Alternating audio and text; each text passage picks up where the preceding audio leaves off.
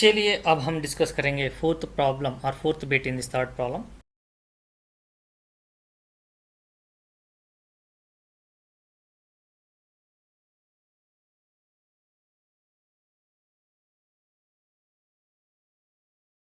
So again, as you know that first we need to take the given equations and compare with a1x plus b1y plus c1 is equals to 0 and a2x plus b2y plus c2 is equals to 0. Then after comparison you will get a1, b1, c1 values and a2, b2, c2 values.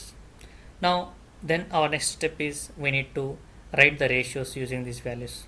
So after writing the means we need to substitute the values here of a1, a2, b1, b2, c1, c2 values here. Then you will get the ratios as shown here on the screen. When you simplify 5 by 10 for both 2 can divide, so you will get minus 1 by 2. Then again b1 by b2 is minus 3 by 6, so you will get again minus 1 by 2 after simplification. Then c1 by c2 is equals to minus 11 by 22, and this also will get same value. So after looking at here, these three values are equal. So this is our observation: a1 by a2 and b1 by b2, c1 by c2 are equal. If they all are equal, all the ratios are equal, then what about the consistency? They are consistent and dependent. Therefore, given pair of linear equations are dependent and consistent.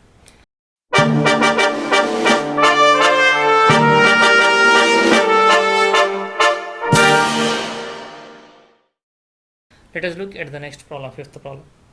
Here again, let us take the given equations. Then we need to compare with this. So after comparison, we can write a1, b1, c1 and a2, b2, c2. Then next job is we need to write the ratios.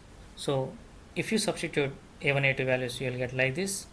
And when you simplify, 4 by 3 by 2 is nothing but 2 by 1. 2 is nothing but 2 by 1. And when you are multiplying, you need to multiply with 1 by 2 to the numerator. So that is what we are doing.